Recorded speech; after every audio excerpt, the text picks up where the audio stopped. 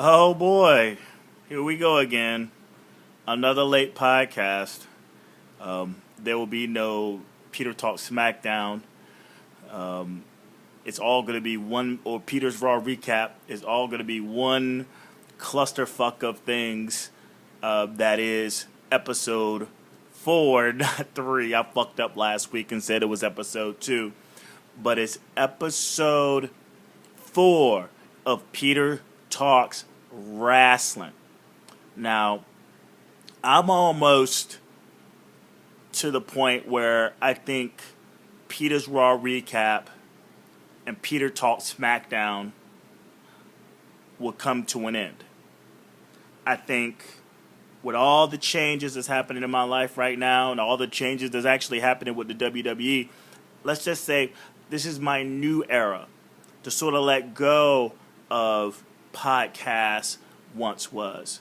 You know, I don't feel that if starting from square one and moving forward with a whole new different thing going on right now with just Peter Talks, I don't feel like, oh yeah, I have this many Peter Talk SmackDowns or this many Peter's Raw recaps.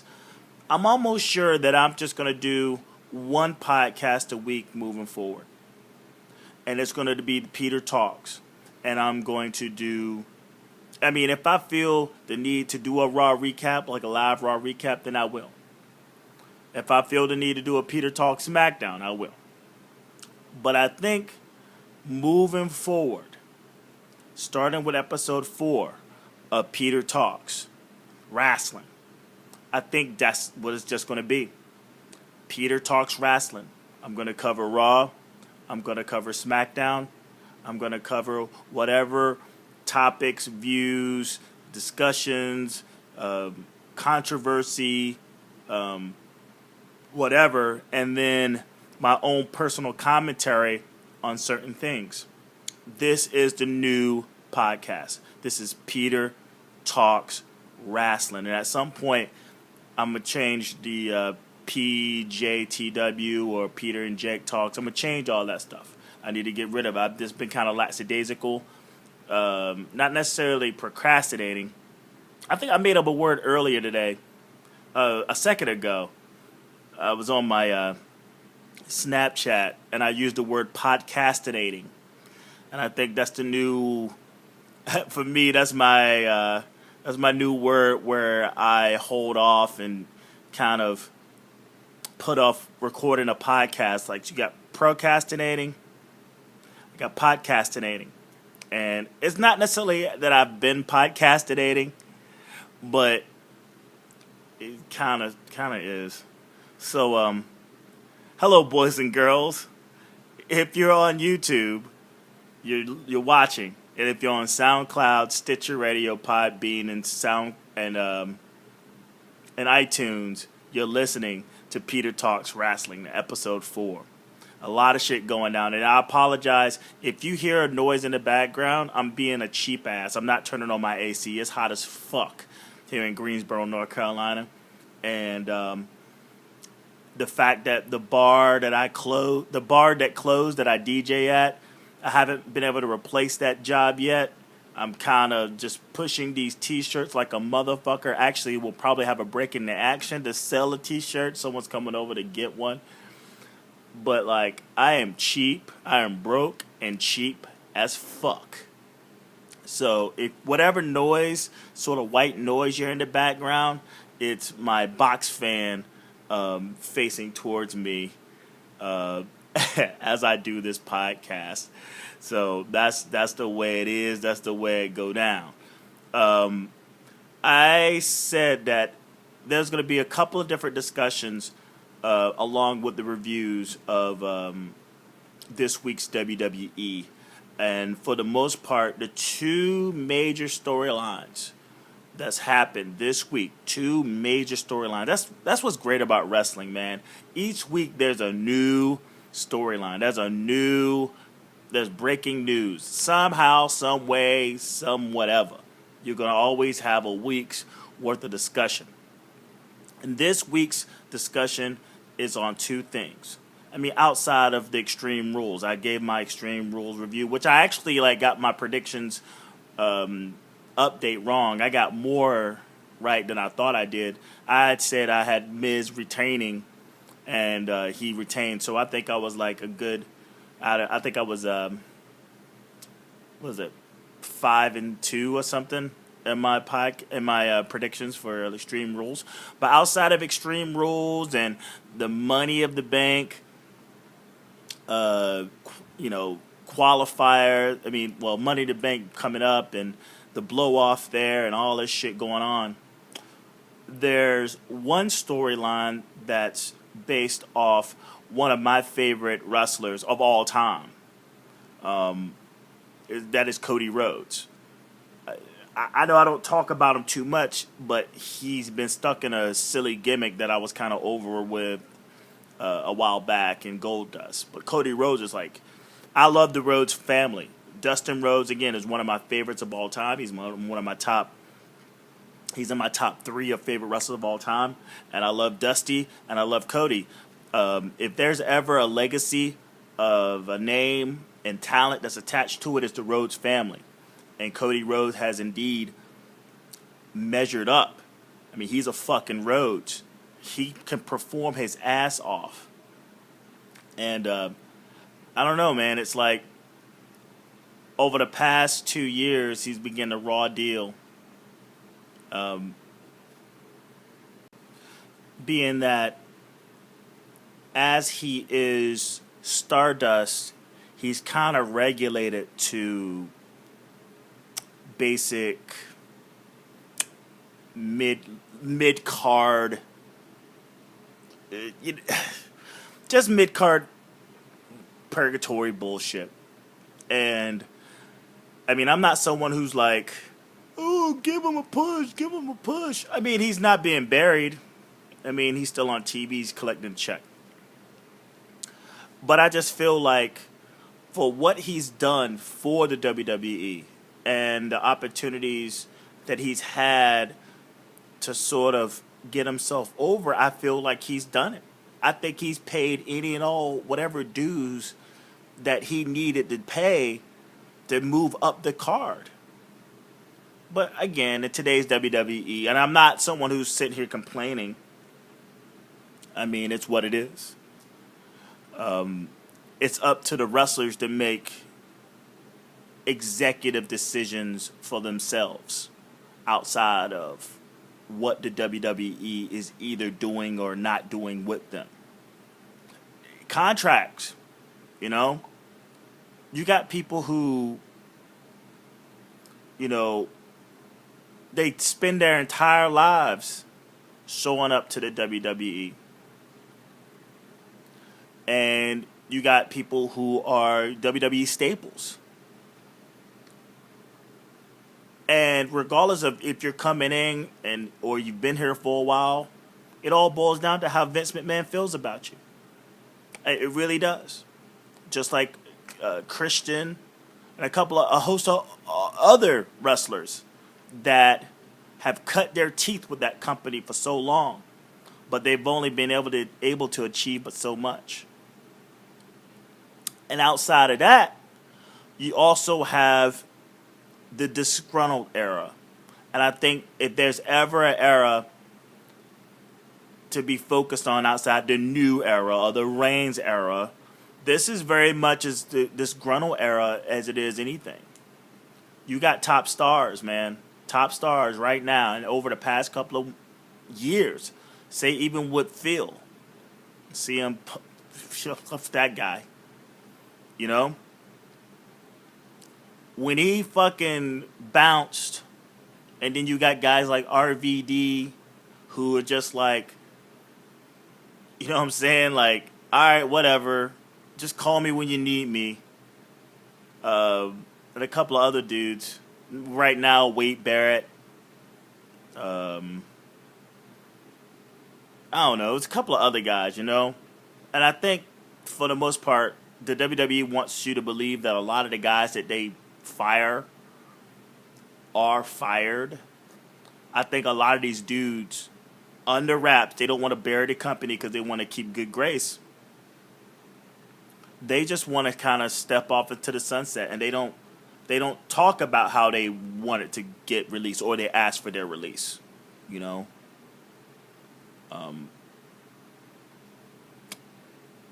But the WWE, what they've been doing for the past couple of years now, and I've talked about this. I'm on record to talk about this new era of a philosophy that you cannot be as big as the company any longer. For so many wrestlers that's worked for the WWE, that's either A, got better deals elsewhere, i.e. Razor Ramon, Big Daddy Cool Diesel, Hulk Hogan, because he didn't want to work with them anymore, they still wanted to wrestle, make money. They go to the WCW. You take guys like Stone Cold Steve Austin, who didn't want to take his place. You know, he didn't want to take a back seat, and he took his ball and went home. You look at guys like The Rock, who became mega stars, and they didn't need the company, and they left. You got Brock Lesnar, Goldberg. You got all these guys that all at some point left the company. And Vince invested so much into them to the point now where they're going to focus on a person. The past 10 years has been John Cena. He's been your big star, but he is Mr. WWE. And the new guy right now is Roman Reigns. He's a company guy. He's going to be WWE, Mr. WWE moving forward. He doesn't have the skill and charisma as The Rock to be as big of a star, but he definitely has the look, and he has somewhat the ability to be able to be a WWE star. Now, he's the one guy, and I'd imagine they got him under lock and key to whatever he feels his either, you know, because this ain't gonna last forever. I mean, years down the line, he's gonna want something else. I mean, that's just human nature. Very much like John Cena, what he's doing right now, working with NBC, you know, doing that True Grit shit on Fox, you know, Good Morning America, some whatever the fuck that is. I mean, he's looking at The Rock and he's like, I should be where that guy is. And it's a good thing that I'm being positioned out, so now I can focus more on like this part of my career. I mean, he comes back this Monday for Memorial Day, but for the most part, he's really on the outs. But it's to what's the word? It's to an agreement that he and the WWE has for the fact that they have this new guy named Roman Reigns moving forward. But outside of those two, I've said it before. When you're able to put 100,000 asses in a seat for a main event of a WrestleMania that was Roman Reigns and Triple H, to a card that had no dream match, anything like part of it, they're on fucking cruise control now. And they're not going to go out of the way of, they're not going to go out of anybody's way. They're not going to go out of their way or anybody else's way to build a star, to build a bunch of stars. I'm talking like 4, 5, 6, 7 stars that are, when you show up to a WWE live event, it's like, hey, I'm coming to see this wrestler. No, you're going to see WWE live. Hey, I'm going to go see this wrestler. He's coming to town. She's coming to town. No, you're going to see WWE live. And there's guys in this situation, in this whole philosophy for the company, that it's just not good enough. Wade Barrett, CM Punk, Ryback, and now Cody Rhodes. This is not good enough for them. These guys want to be stars. They don't want to be WWE superstars They want to be stars. They have the physique, they have the work ethic, they have all of these things going on to where they feel that, okay, being John Cena and Roman Reigns, Stone Cold, and The Rock, Brock Lesnar, that's a dime a dozen. Those guys are outliers. Not everyone could be as big and have like the genetic makeup and the genetic win the genetic sweepstakes and be able to talk and be able to do all these things that the company can get behind. I mean, like, you can never be to that level. But then there's still a level, though, that you can actually grasp. And, like, where somebody can look at you and say, hey, look at you. I listen to you. Look at your wins and losses. Look at your storylines. Look at everything you got going on, to where I respect the living shit out of you. And I'm not going to be, bitching and moaning over how they're treating you, because you know what? You're a star. You're actually being treated fairly well. But no, this is not the new philosophy anymore. They pick their one guy, they stick with it, and everyone else is just fight for position the best way you know how. But understand there's only but so much positioning that you're going to get. And so, yes, you're going to get disgruntled fucking employees. This isn't working at like a McDonald's waiting for a raise. This isn't like, you know what I'm saying, like whatever nickel and dime entertainment thing. I mean, even though it's carny, it's carnival type shit. These people are, they're carnies. But man, they're a major portion of the entertainment world. They get 2 to 3 million people watching their programming. And like several, tens of 20 of thousands of millions of people watching their pay-per-views. So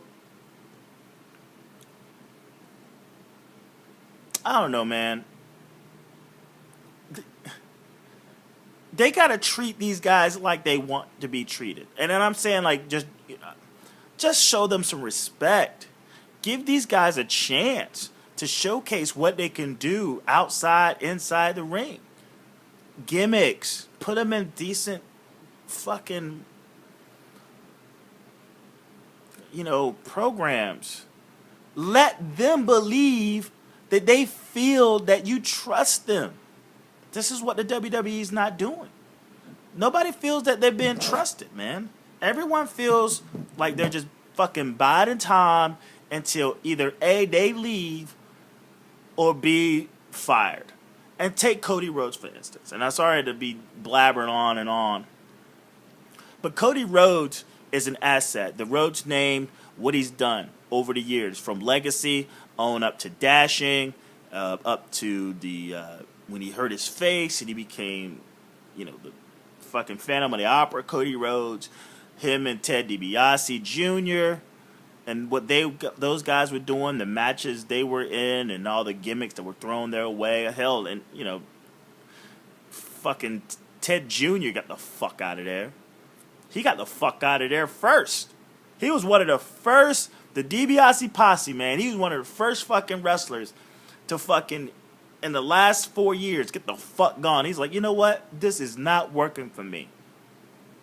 And we were all thinking that he was going to be the guy. Him and Cody. And then have like some sort of weird, Cena Orton thing with them. But it never came to fruition because they got the ball rolling on the fact that they weren't going to build new stars. Not to the likes of anyone that could actually leave.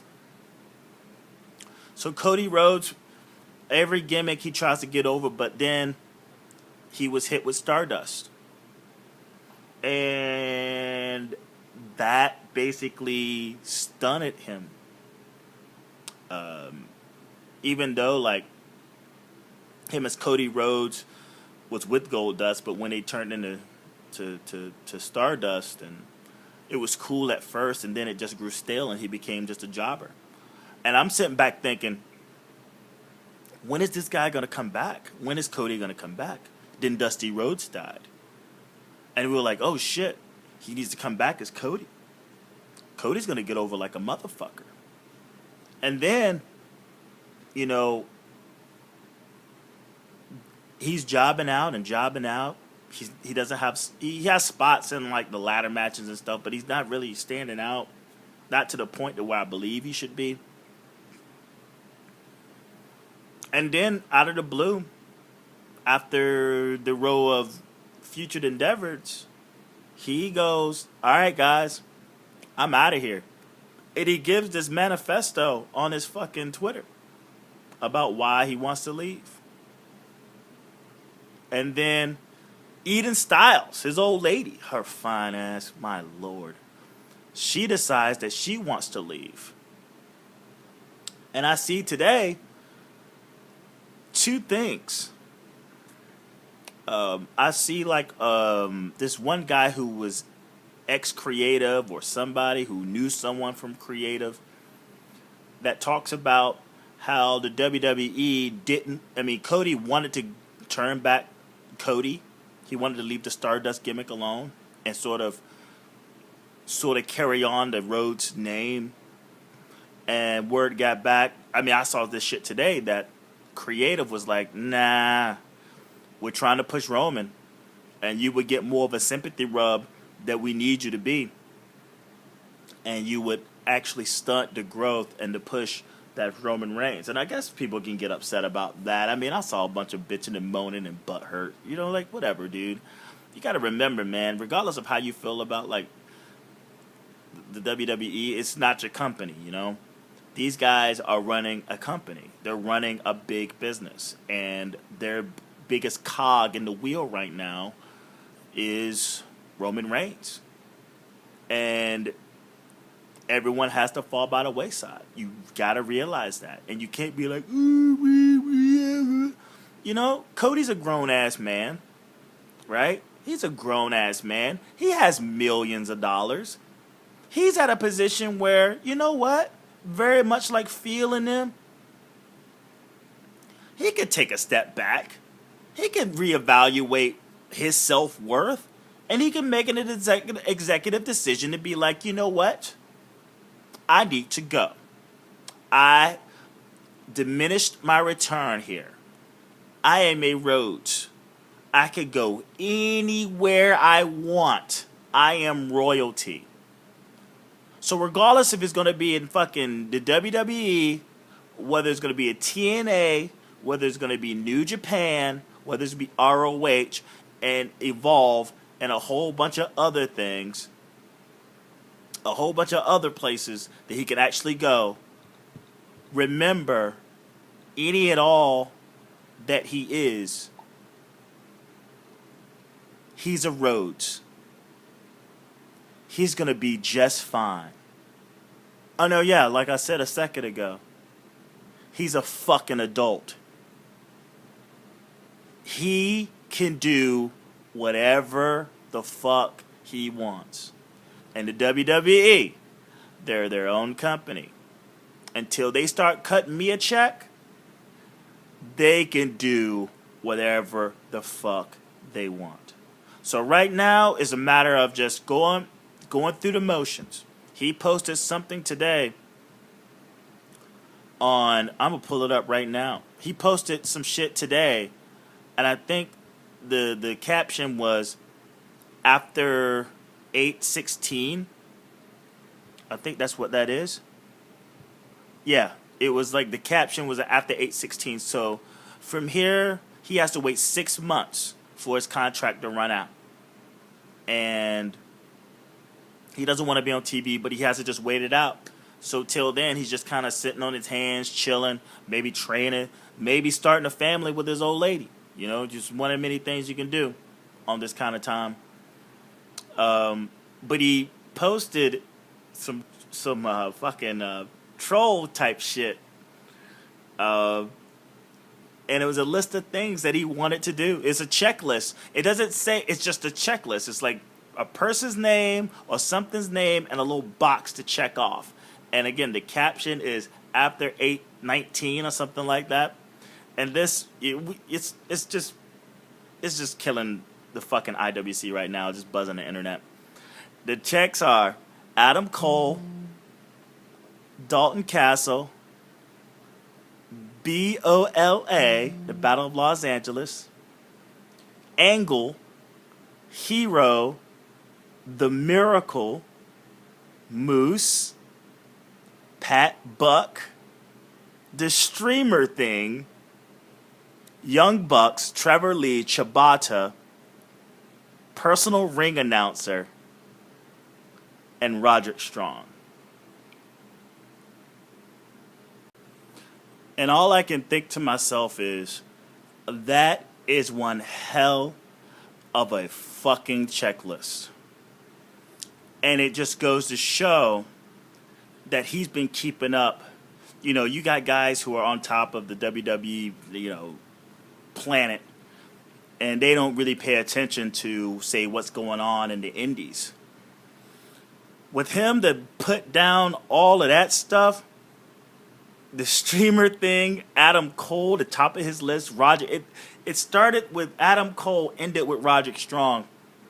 It just goes to show that he's had his finger on, he's kept his ear to the mat, man. He knows, what I'm saying, like, the talent that's out there, But the one thing that really did surprise me, and what I've been praising on various wrestling wrestling pages, is the fact that he wrote down Ciabatta, man. Y'all know how big of a fan I am of Ciabatta. Ciabatta, however you want to pronounce it. Not ciabatta, not the bread, but Ciabatta, the super junior motherfucker that is now I'm pretty sure he still is the never-weight champion. He beat Ishii for that shit at Wrestle Kingdom. Dude is a total badass. And Cody Rhodes is a total badass. So, if those two were ever in the ring, you just could take my motherfucking money. That's all I'm saying. The fact that he put Battle of Los Angeles, PWG. I mean, could you imagine Cody Rhodes in that motherfucker? I mean, it's fun. I mean, the opportunities are big. I mean, people are going to look at him coming down to the fucking independents like he's John Cena, like he is The Rock, like he is Stone Cold Steve Austin. He's Cody fucking Rhodes. He's a big deal. And not only that, he's in his wrestling prime right now. I think he's like, what is he, like 36 or something? This wrestling prime. You're going to get his best work right now. Get his fucking best work. So, I'll end it with this about Cody Rhodes. I couldn't be more happy for this guy. I couldn't be more happy for him, man. I swear to you. Than you believe, man. Than you could ever imagine. For him to be able to, look at his situation, look around, scope the area, look at himself in the mirror, look at his old lady, and go, hey, man, we're better than this. I'm not taking my ball and going home. I was never picked to play in the first place. I am going to have a blast with the rest of my wrestling career. Will he return to the WWE? Depends on how he feels. He doesn't have to. I mean, like, he's sitting on money. Anyone who thinks that, like, he's obligated or he has to be at the WWE, you're silly. This guy doesn't have to do nothing. Just like Phil. Just like Ryback. All those guys saved their money and got paid well. Got paid well and saved their money. If it's the habit of being on the WWE roster that he misses, that would be one thing. But, like, Again, he is in his wrestling prime. You're either going to get this or get nothing. And if he feels with the Rhodes name and his ability to be in the ring right now is going to actually do him more favors with being on the independents or lower level like promotions, fucking Godspeed to the guy. He'll be down there teaching some people some lessons too, you know? He's gonna be Cody Rhodes. People are gonna fucking treat him like royalty. And I'm excited for him. I am so excited for this guy. It's not even funny. So I'm gonna move on to the next subject, being that the breaking news all yesterday, and yesterday, day before, was the fact that SmackDown, WWE SmackDown, is going live on fucking Tuesdays on the USA Network. Now, if you've been following me for quite some time, and any and all discussions that ever come up about the WWE SmackDown brand and what I felt needed to happen in order for the fucker to get over. Now, I do a Peter Talk SmackDown podcast. I've done several of them. I think I'm in my fucking 70s right now with Peter Talk SmackDown. I am a fan of that fucking brand. I watch it every week.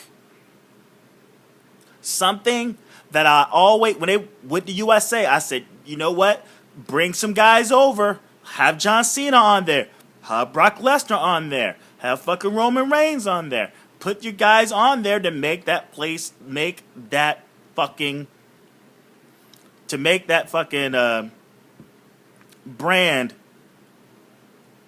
looks like they give a damn about it.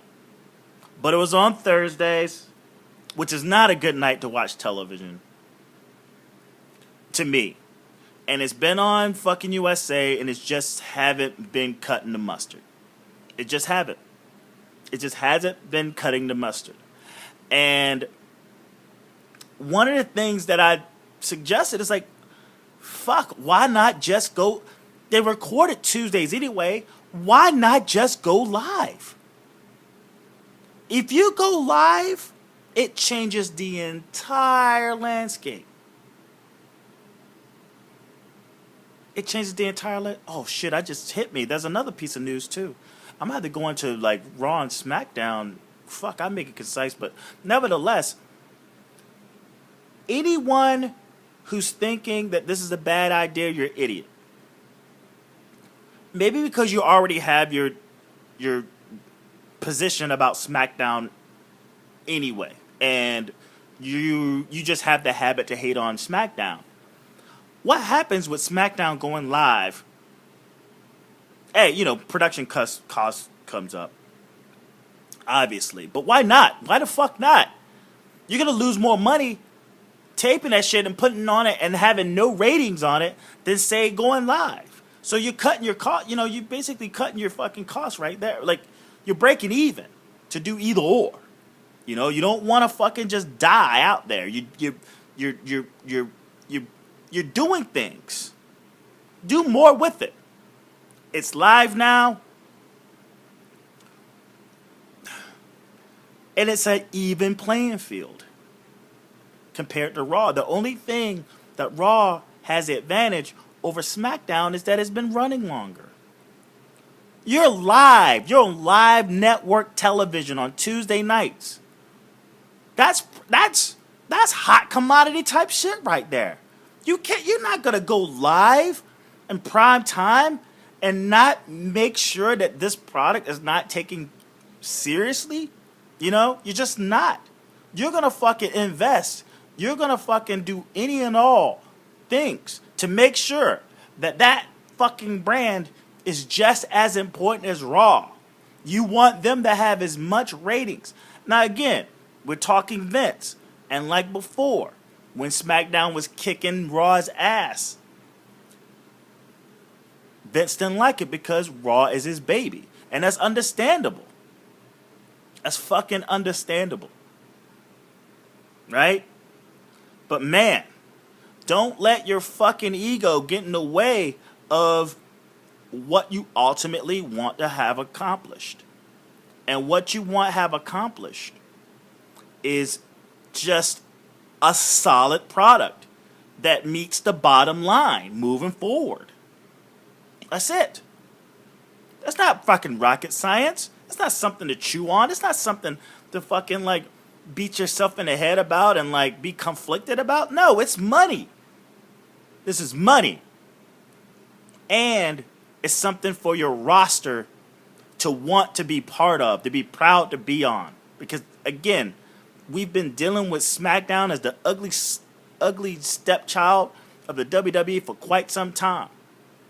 Now it's time for it to be taken way more serious. On top of that, we get the brand split. We got talks of a brand split. Come this July, I think the 19th or some shit, the WWE will, on top of going live, will have a brand split where you're going to have a WWE Raw roster and you're going to have a WWE SmackDown roster. And I couldn't be more happy. I've talked about this before, right? From the idea that I didn't care if they had a brand split or didn't have a brand split. And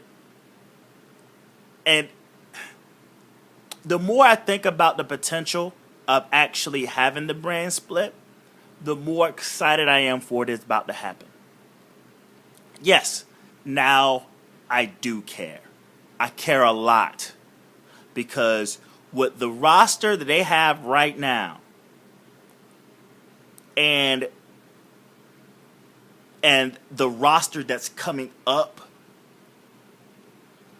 it's just not enough room between SmackDown and Raw to have just one fleet of guys taking up all the airtime. It's inconvenient as fuck. Raw, SmackDown, right? Okay, they got some SmackDown guys, but for the most part, everybody, it's one continuous storyline from Raw to SmackDown. And now you can have just your 1 week of storyline with one group of guys. And you're going to have another week's worth of fucking storylines with another group of guys. And every once in a while, they probably, like, reach into each other's universe. But for the most part, that's more work. That's more work for the workers. That's more storylines for the creative to not get exhausted on just, a handful of stories. And with all these guys coming up from NXT, these guys, your Shinsuke Nakamura's, your Finn Balor's, you know what I'm saying? Your Kentas, or Hideo Itami's, your Samoa Joe's, right? And now the guys that are already on the main roster, your Tyler Breeze's, well, not so much him, but your fucking Apollo Cruz's, your Baron Corbin's, and this, that, and the other. This gives them their own moment to shine in, man. This is great for them, man. You don't realize how great of an idea this is. Now, it only turns into shit as if they started treating it like shit. But until then, it's about the possibilities. It's about the potential. And if I was to say, and if I was to say, if I'm going to look at this glass half empty or glass half full, hell, I'm looking at this glass full as hell. I'm excited for this. Very excited. And then there's a draft. They're going to bring back the draft to see who's going to be on SmackDown and who's going to be on Raw. And the only way, and I say this, and this is from what I said prior, the only way that they can really fuck this up is if they pretend that SmackDown is the lower brand. It's that simple. At some point, it's addressed or like made to make you feel that you don't give as much respect to SmackDown as you do Raw, even though it's live, it's on prime time, right? If they all of a sudden say going to SmackDown isn't as cool as going to Raw, then it's already dead in the water. It's already dead in the water. And then there'd be no way in hell that you can ever get out of it. Because, again, we already have our dispositions about SmackDown. But, man, they've been given an even playing field to compete with WWE Raw. And also, they got an edge because it's only 2 hours, too. 2 hour fucking programming. And that in itself is its own edge on Raw, which is an exhausting 3 hours long. So that's my thoughts on all those things. Right now, we're going to go into Raw. I did get to watch Raw. I didn't watch Raw live because I was on a Tinder date that actually turned out to be all right. I mean, we'll see what happens. But I got to, I had to squeeze in time like Tuesday and Wednesday to finally watch the show. So if I was to give this a grade, I'm going to give this a 9. It's a fucking great episode. You got to see a lot of great wrestling. You got the return of Seth Rollins and what he ended up doing. You got a lot of storylines moving forward, and you can't beat it. There was only one real issue, and that was just a botched spot that I thought that I'll probably focus on when I get there. But for the most part, man, I mean, I thought it was a really good show. There's a couple of booking decisions that I guess the wrestling world don't necessarily agree with, but you have to take in consideration that the WWE is going to do WWE things, and they're completely allowed.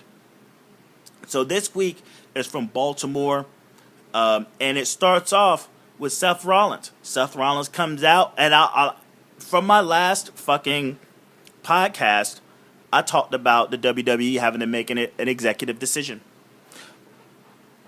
Because Seth Rollins, his whole style right now screams babyface.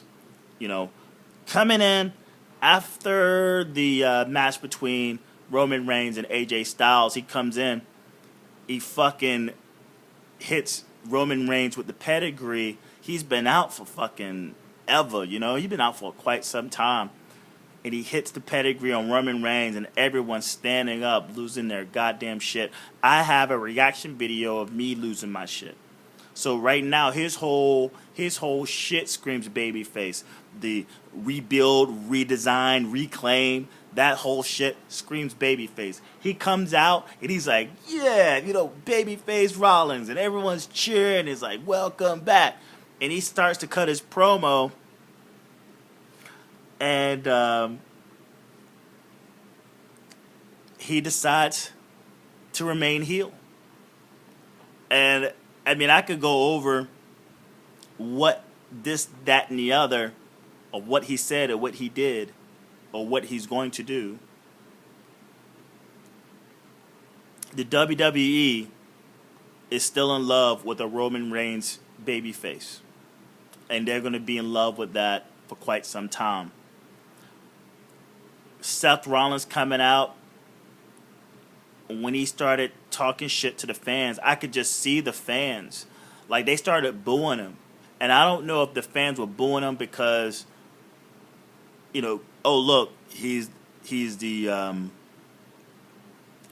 he's still a bad guy. We wanted him babyface. We want to cheer him. We want to boo Roman Reigns. Or they're booing him because they're booing the decision that the WWE took by not having Roman Reigns go heel and keep Seth Rollins as babyface. Like, they weren't booing Seth, they were booing the WWE. And that's what I got from this. That's exactly what I got from this. He never opened the letters. He threw them in a trash. He threw them in a trash can and burnt it. That was funny. But, yeah. I mean, we could go on for days whether they should have turned him babyface. I don't mind. He's still very early in his wrestling career. People forget that. His wrestling career with the WWE is still in infancy. It's still... you look at what he did with the Shield. You look at what he's done so far as one of Triple H's boys. And for him to be kind of a chosen champion. He's still in his WWE wrestling infancy. Who's to say down the line that he's going to be able to be a big baby face? You know? Who's to say? But him as a heel in this depleted roster of heels, I think it's excellent. And I think people will probably begrudgingly cheer him, and he's going to keep doing dastardly things to make you see him as a fucking piece of shit asshole that you want to see have his ass kicked. That's his job right now. How can I make these people hate me so much? And I can only hope that he's been watching The Miz and that he's been watching fucking Chris Jericho over the past couple of weeks. That's all I'm saying. Roman Reigns comes out, Rollins leaves. Right? He steps out because Reigns kind of wants redemption from, basically getting kicked in the gut and put in a pedigree after a very long match. Put to shame. Shane comes out and he forces Seth to get back into the ring, and he plays like this mediator, right? And he sets the Money in the Bank main event because Seth, again, he never lost that belt. He had to give up the belt because of his injury. So he's sort of the uncrowned champion. And that was part of his promo, that he's the uncrowned champion. And Roman Reigns is a paper champion. And Shane makes a point. He couldn't have said that. I mean, he could have just kept his mouth shut. He could have kept his mouth shut. He didn't have to bring up the fact that this could possibly be a WrestleMania match, but we're going to do. For him to even add that just pisses everyone off because you go like, you know what, you're right. This is a WrestleMania match. Why do we have to jump into this so soon, right? Well, at least for SummerSlam, at least let it ride out till SummerSlam. Have Seth Rollins just be a fucking complete thorn in the side of Roman Reigns until Roman Reigns just has had enough. There's a storyline between Seth Rollins and the Authority and Stephanie McMahon, even though they backtracked on it during this show. There's still a relationship there. They just stand back and watch it as it happens and watch Roman Reigns gets more and more frustrated. But no, they set the match for Money in the Bank, and it's for the WWE World Heavyweight Championship. And I would have been completely fine with that if you would have not said that this could have been WrestleMania quality match or what have you. You know what I'm saying? It's like, yeah, here you go. Let me dangle this shit in your face as something that we know we should be doing, but we're not because we're the WWE and we rush things. We never let things mellow out. We got to get to the hot spot right now. That's the only thing that really pissed me off. So this show right here, it ain't much really to talk about. I'm gonna do a one-shot deal. I'm gonna say the match. I'm gonna say who wins, and then I'll give my quick piece on moving forward, who has been a factor or what have you. Right? This show, Money in the Bank qualify show, was get the first 5 dudes. Let's get the first 5 dudes in this, which made for a really amazing show in terms of wrestling. Zayn beats Sheamus, which he should, right? I honestly, dude, I don't really got much to say.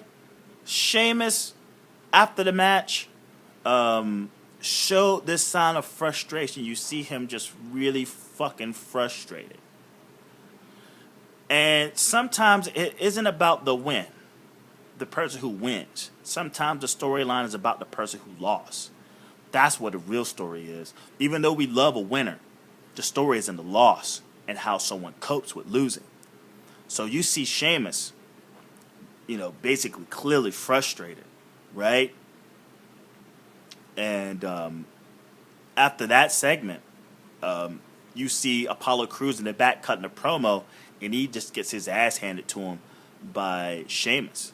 So it seems that this is the disgruntled, fuck this new era type Sheamus that we're going to see moving forward. And I don't know how Apollo Crews is going to play out in this. I just hope he's not in a position to put over Sheamus. I mean, we'll see, man. Even if it's even Stevens booking, it looks like he's going to probably go that direction anyway.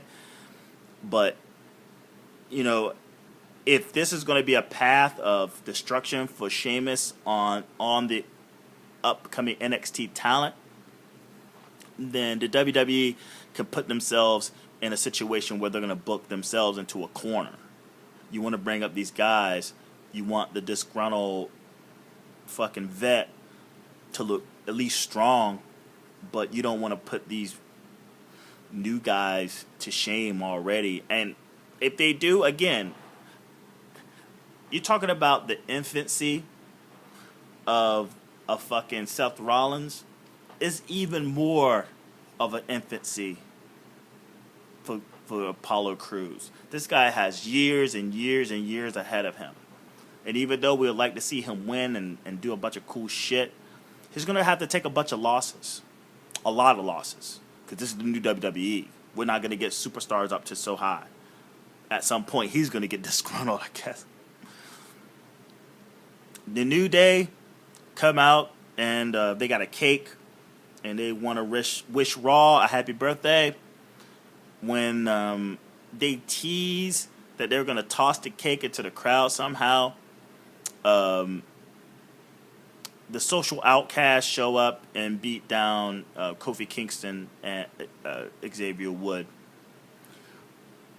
which leads to a 6-man tag between the New Day and the Social Outcasts. And this was basically a squash match where only Heath was in the ring. And there was a little bit of chaos after the match, but they had to do the cake payoff. They did the cake payoff with Heath Slater, where it seemed that he caught more of the board that was holding the cake than the actual cake itself. I mean, that was a serious bump. He took a piece of plywood to the face. And I was wondering if anyone else noticed that. It was just plywood straight to the face. I mean, he hit hard, and I felt bad for him. If it was just like, oh yeah, here's a pie to the face. No, he got slung into a piece of fucking plywood. It almost took his head off, and he took one major bump. Concussion hard. The Miz, he gloats about retaining the Intercontinental belt.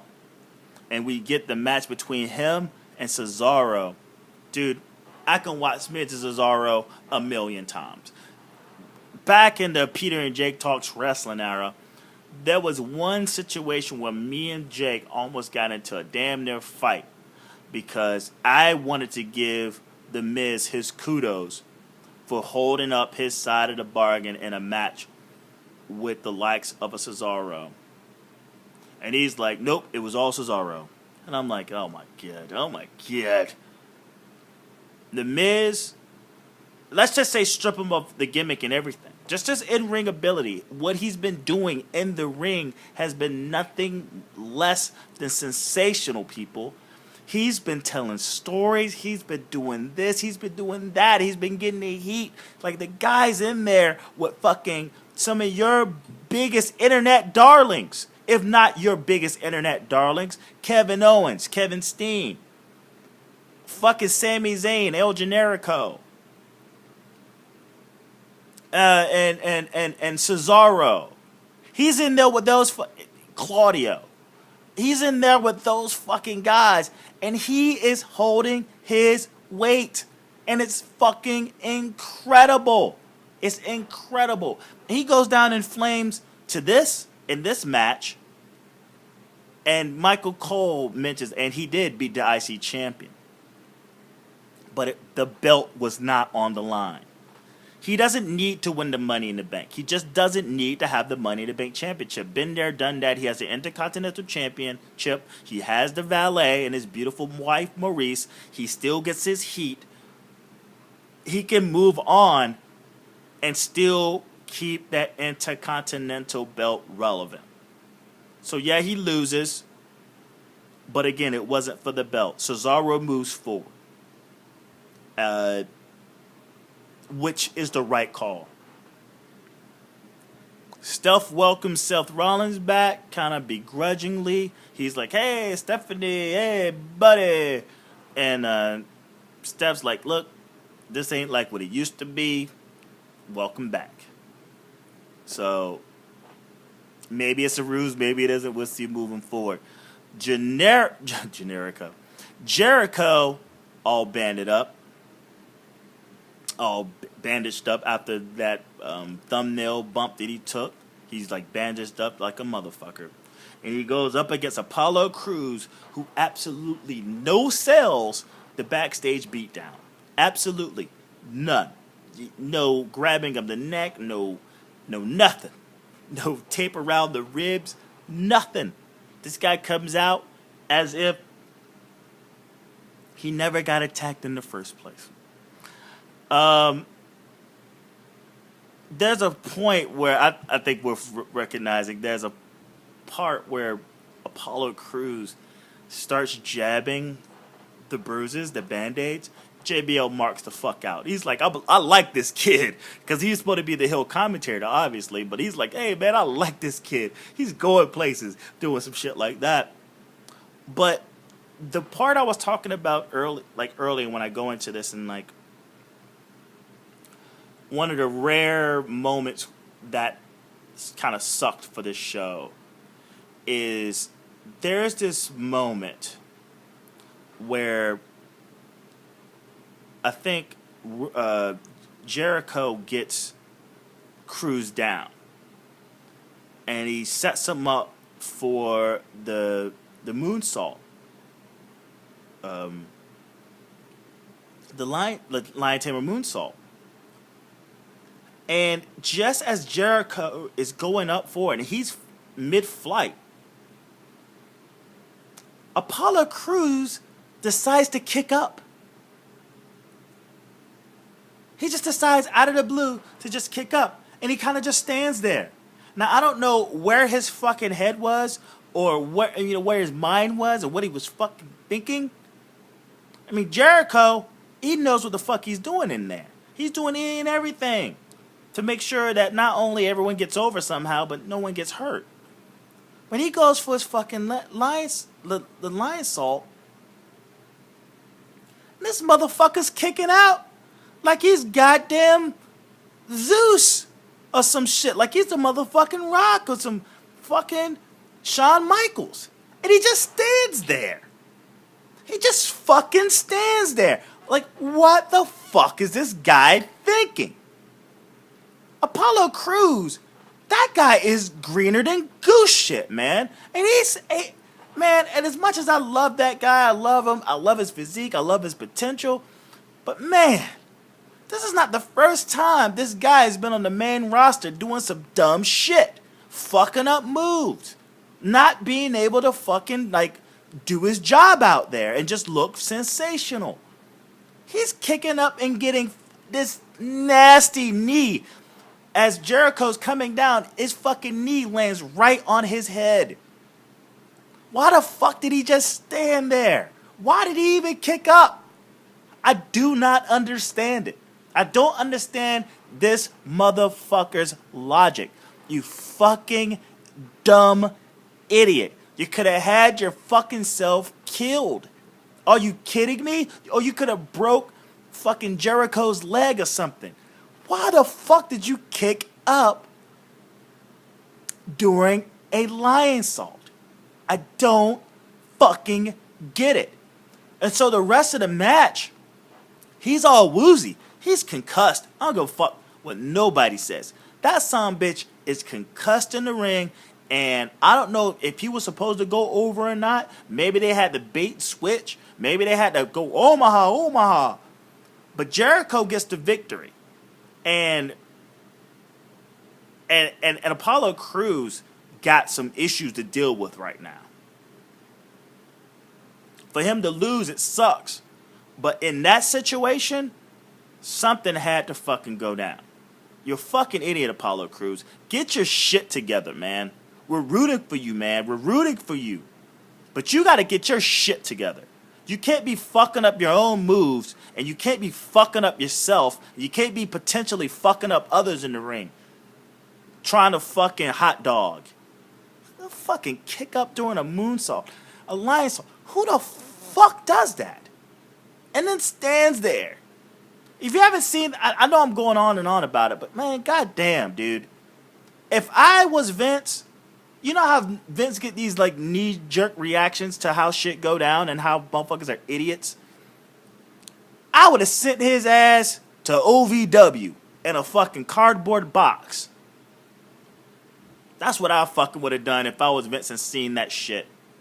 He's going to be off TV for quite some time. And even with this Sheamus shit, I wouldn't be surprised if they took him out of that program with Sheamus over that bullshit.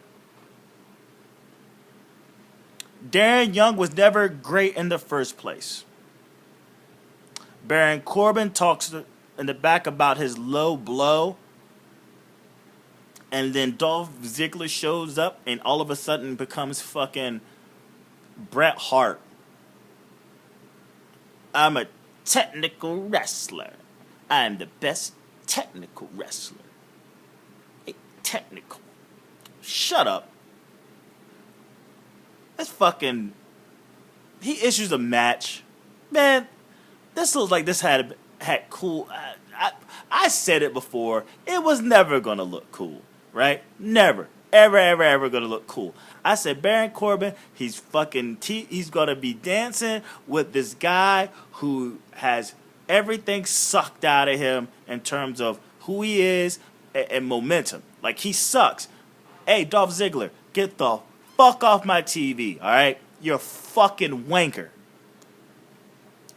He issues a challenge for next week. Big Cass comes out, and then it's the return of Enzo Amore. He's running all over the place. He drops the mic in excitement. He talks about his concussion when he gets to the ring, and it's like he's going on and on and on, dropping cliches. Okay, something I'm picking up right now. He needs to cut the cliches down. He needs to go out there and cut one cliche and leave it at that. Let that be the motherfucking promo. He's out there talking in codes that no one even gets. And I get it.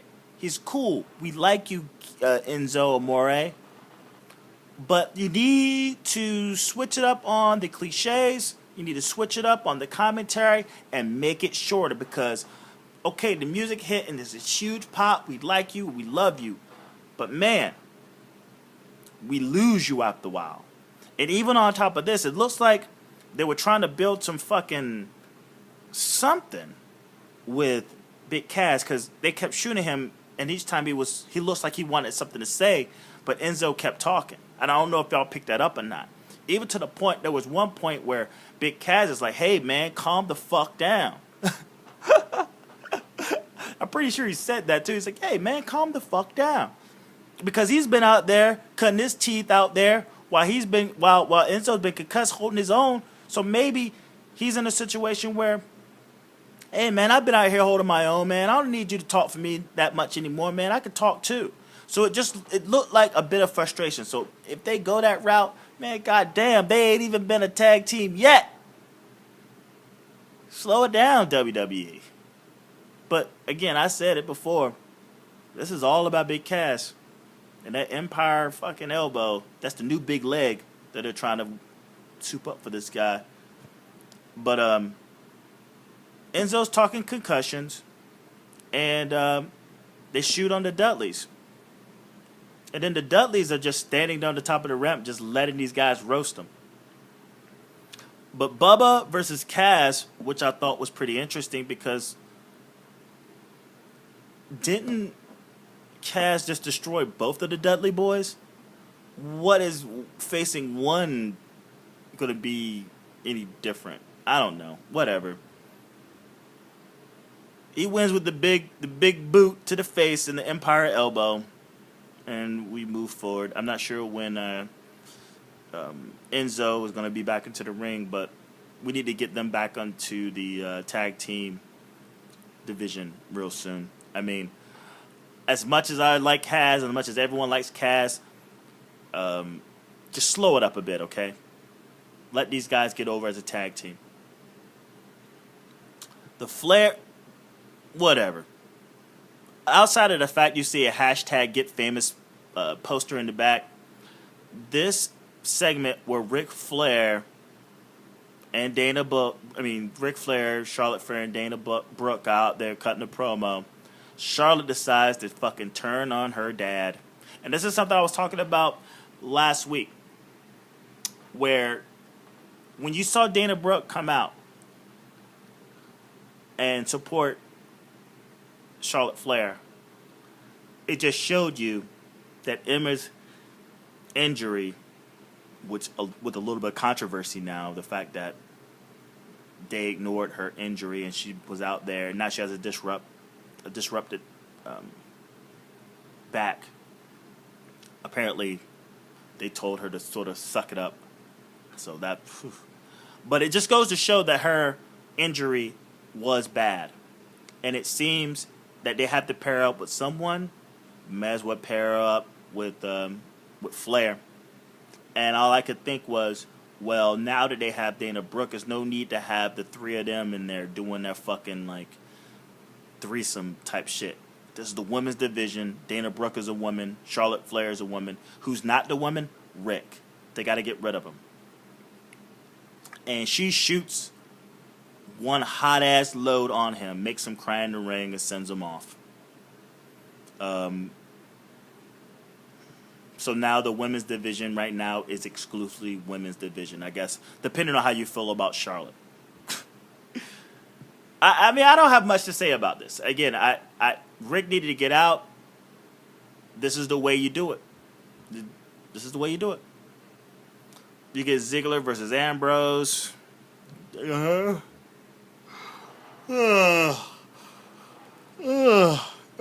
Boy, I got bored just reading that note.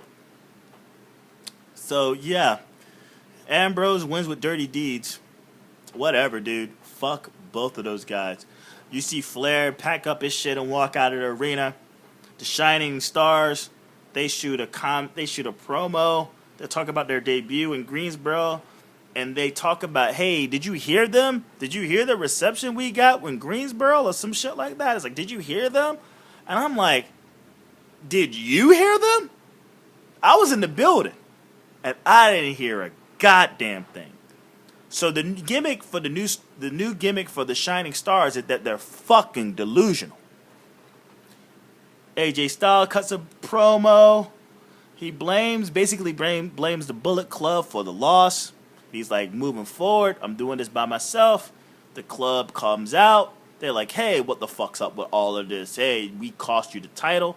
We've done a lot of things for you. You tripping. AJ Styles is like, look, guys, we can be homies outside the ring. We can hang it and kick it, you know what I'm saying? And eat some hot dogs and pork chops at the cookout. But in the ring, we're separate. And Gallows and Anderson's like, well, shit, fuck your friendship, fuck your couch. And AJ Styles like, well, get the fuck out my ring. That's how that ends. And that's how that ends. And I said this before, and I keep saying this because I feel like I touch on these points that the average, Mark is going to be like, but the Bullet Club, but the Bullet Club. I'm like, look, the Bullet Club is dissing the WWE. whatever the fuck they want it to be. Does this set up a thing for Finn Balor to show up? Maybe. But it's not likely. Honestly, it's not likely. I mean, if they do it, great. Awesome. But this is WWE, man. They're going to do what the fuck they want to do with the whole Bullet Club. They can dress it up and yell IWGP and New Japan and all that. They can scream that shit from the fucking mountaintops and call them the club and all that shit. That's called dressing. You don't know the salad you're eating is a shit salad. And we'll see. I mean, it'd have been cool to keep them as a posse for a little bit longer, but again, this is WWE. They're going to do what the fuck they want to with this. And we get to the main event. Owen versus Styles. It's fucking excellent match. Fucking great match. Headlock Master. Headlock Master. Kevin Owens is he's just a funny guy. He's in there, man. He's chopping it up, man. You can't beat how he's chopping it up in that fucking ring, man. He's such a big kid, man. It's hard, you want to boo the guy, but like you just find yourself laughing your ass off to all of his hijinks. It's fucking hilarious. He puts, he fucking chin locks and headlocks, man. He's headlock master. And then there's a point where he's like on the ropes somehow. I don't know if he has like AJ Styles in the ropes or what have you. But all of a sudden, you just hear him go, "Shut up, Cole. I can hear you from over here." Oh, my God. It's fucking hilarious. It was hilarious. But the match itself is what you would expect out of an AJ Styles Kevin Owens match. AJ hits a 450 splash off the rope that looked fucking phenomenal. God almighty. A 450 splash bouncing off the rope, man. My God. But then shit got all fucked up. You get a power bomb on the steps on the outside by Owens, and then he gets hit with another pop-up power bomb, which I like to call the Rainmaker power bomb, when he kind of slings them out like a yo-yo, like the Rainmaker, but rather than a fucking lariat from hell, you get a pop-up power bomb, and Owen wins.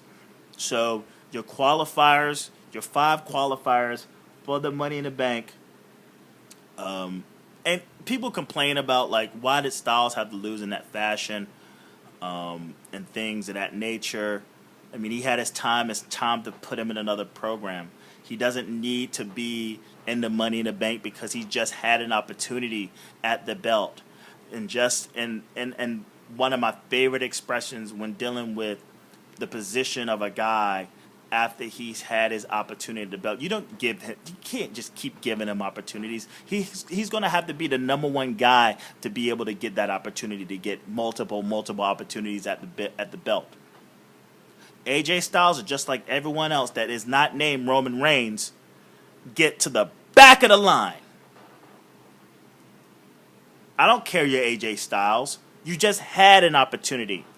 And regardless of what the fuck went down, you failed. I wish he was never in the qualifying fucking matches. Because all I do now is see him lose again. Right? The right person won, but the AJ Styles have to lose. WWE, y'all. It's all about wins. It's not about wins and losses. It's not about wins and losses. It's about stories. What you do with Styles moving forward is beyond me. We'll see moving forward. Even with SmackDown, they address it. And with that said, the 5 qualifier, you got Owens qualifying, you got Ambrose qualifying, you got Jericho qualifying, and you have Cesaro qualifying. And actually, with the win over The Miz, we find out that Cesaro has an Intercontinental Championship match waiting for him at SmackDown. And with that said, we're in SmackDown, fucking Norfolk, Virginia, right up the road where I'm from. I'm from a small town called Murfreesboro, and the Norfolk, Hampton Roads, Newport News, Suffolk, that little area, I was basically part of that. So when I hear Norfolk, it's just as much hearing home as, say, Murfreesboro. But let's run through this fucking SmackDown, all right? It's in Norfolk, and Michael Cole's in the ring with Dean Ambrose, and he's questioning Dean Ambrose about qualifying for the Money in the Bank, and then what are you willing to do to win the Money in the Bank briefcase? And then Kevin Owens comes out. He kicks Michael Cole out the ring. That was fucking brilliant. And then, Zayn shows up, and he's talking about how he prevented Owens at Mania to win the Intercontinental belt. And Del Rio shows up, the real fucking star out of this group. Del Rio's a fucking star. I don't give a shit. No one says. He shows up and addresses how he needs to get... Del Rio comes out talking shit, and then Zayn turns to Del Rio and is like, dude, you need to get through Ryder first before you do any kind of motherfucking talking. And then as he's addressing, or undressing ADR, Owens basically smacks him in the back of the head, and then there's a little confusion, and then he almost kicks Dean Ambrose with the haluva kick, but he kind of holds off. Like, whoa, that was close. And then Dean Ambrose almost puts Sami Zayn in dirty deeds, and that's how that opens. You get the match between ADR and Zack Ryder. Zack Ryder escapes the border stomp, what I like to call when he's in the tree of woe, and fucking, man, ADR just leaves those guys out there hanging. But he escapes it, hits his Rough Rider. You think he's going to win. But ADR rolls out of the ring. Super veteran move. It was fucking gorgeous. Zack Ryder goes and grabs him, throws him back into the ring. And as he's about to pick him up, he puts him in the arm breaker. And Ryder fucking taps out. You get Kaz and Enzo.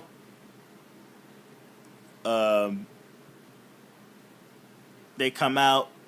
And then they're interrupted by the Dudleys again. Shit talk back and forth. They make a match for Monday, and then they shit on Norfolk and leaves.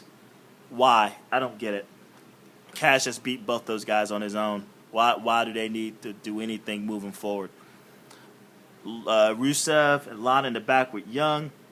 Lana addresses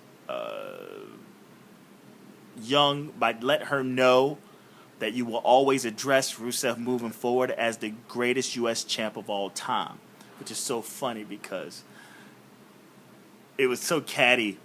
The reaction that Renee Young has to after she tells her, she kind of cuts her neck. She kind of shifts her neck like, you fucking bitch. And it's funny. It's worth noting. And, he basically talks his shit. We get a rematch between Rusev and Kalisto. And Rusev wants to be introduced first. The story, Kalisto wants to try to slam Rusev. He finally gets a slam. Then he goes for a 450. Lands on Rusev's knees. And then he just loses to like one of them, and even more of a vicious accolade than say when he did on at Extreme Rules. And then he puts it back on. He's going for seconds. Titus comes out for the save, and he wants a match, but Rusev walks. So it seems that we have a match between any and all speculation that John Cena is going to go for that U.S. fucking belt is out the window now, folks. We got Titus O'Neil. I hope Titus O'Neil is as strong as he was prior. Because remember when Rusev fucking debuted, he ran through all the black dudes. And one of the black dudes he beat up at least 2-3 times was Titus O'Fucking-Neil. So I just hope that they're going to actually make this into some sort of a fucking feud moving forward. And, you know, with all the bullshit that's been going on with Titus O'Neil and say him missing WrestleMania, throw him a fucking bone, okay? That's all I'm saying. And I mean, if he goes down in flames, at least make him look somewhat presentable in this. That after he leaves the fucking feud, he can go to another feud and look somewhat decent. They recap the whole Flair situation on Monday Night Raw with a bunch of talking heads, which was kind of weird. Dana Brooke versus Natalya, which ends in a DQ as the sharpshooter is applied to Dana Brooke. And then the numbers game, both Dana Brooke and Charlotte just beat the living shit out of Natalya. I ain't got much to say about that. AJ Styles in the back with Young, basically questioning, what am I going to do next? One can only tell. That's his thing. Like, we'll see what happens. It seems like the storyline between him and the club isn't over quite yet, but we'll see. Golden Truth shows up with the new dumbass rap. They do the whole new dumbass rap versus Breezango. Breezango wins again. And then they're in the back talking. I mean, Golden Truth, that is. I think last week, our Truth was trying to convince Goldust that staying a tag team was worth sticking around. This time is the other way around. Goldust trying to convince our Truth that it's worth sticking around. We're in our 12th month of this fucking storyline. Seth Rollins, what the hell did I put Seth Rollins down for? I don't know. Seth Rollins showed up to do something. And then The Miz versus Cesaro, which for the Intercontinental Championship. Miz exposed the buckle. He took the buckle off earlier. His old lady took the buckle off. I think the ref ended up putting the buckle back on at the end of the match. Great match, Cesaro versus Miz. You can watch this a million fucking times. You never get tired, man. These guys work so well together. Miz, kudos. Cesaro, fucking kudos. But it got to a point where Cesaro hits the exposed buckle in the end, which leads to a skull-crushing finale, and The Miz wins, which I thought was a great call. Let The Miz, and he cheated, okay? He cheated. It's not like Cesaro went down in flames clean. The Miz cheated, okay? So if anyone's mad that Cesaro lost, remember, Miz cheated, and he's in the Money in the Bank fucking ladder match, okay? He has more going for him in this loss than he has if he had won it. Because what happens is, when he wins the Intercontinental belt, any and all bets of him even coming close to winning that fucking Money in the Bank is out the window, okay? Alright? Just saying. The Miz keeps his belt. He still has a great program. He can build that belt up to whatever prominence. He's a heel. You want to see him his ass get fucking handed to him. It gives another opportunity to another person that's not in the Money in the Bank Championship to face him. Who can it be? It could be somebody cool. You know, there's a lot of guys that either needs to come up or in the back. They can actually be a foe to the Intercontinental Championship. And maybe, just maybe, being that everybody's fucking like over there doing their thing with the Money in the Bank, Darren Young has to be great again, and he's going to be great again going after that IC belt. We'll see what happens. But that's SmackDown, and I am tired of talking. I love talking wrestling, but like I'm ready to get the fuck out of here. Hit the subscription button below. If you're listening, add me to your playlist. The Twitter is Ellen Japanese, LINJAPANESC, and also PJTW. You can find the Ellen Japanese on Snapchat. You can find it on Instagram. You can find it on Twitter. Hit the thumbs up, the thumbs down. Leave a fucking comment. The most important thing you can do is share. Share it on your social media devices, whether it's redoing it on SoundCloud, whether it's putting it on your Twitter, whether it's on your Facebook. Don't matter. Your Pinterest. It don't matter. Just share it, man. I greatly appreciate it. I wonder is there anything left. And again, I'll probably end up doing this again Saturday. Ooh. I think it's going to have to happen Thursday. We'll see Thursday because I'm not working. I may just watch SmackDown and then do Peter Talks Wrestling episode 5 with Raw commentary and SmackDown. So we'll see. But I like this format. I like it. I just run through the whole week of WWE, give my commentary, this, that, and the other. Is there anything else? Nah, man, not really. Again, thanks again for listening. And enjoy the rest of your weekend. Enjoy your Memorial Day weekend. Be safe out there. Eat a bunch of hot dogs and hamburgers. Enjoy the summer weather. And most importantly, watch out for those foreign objects. I'll see you soon. Peace.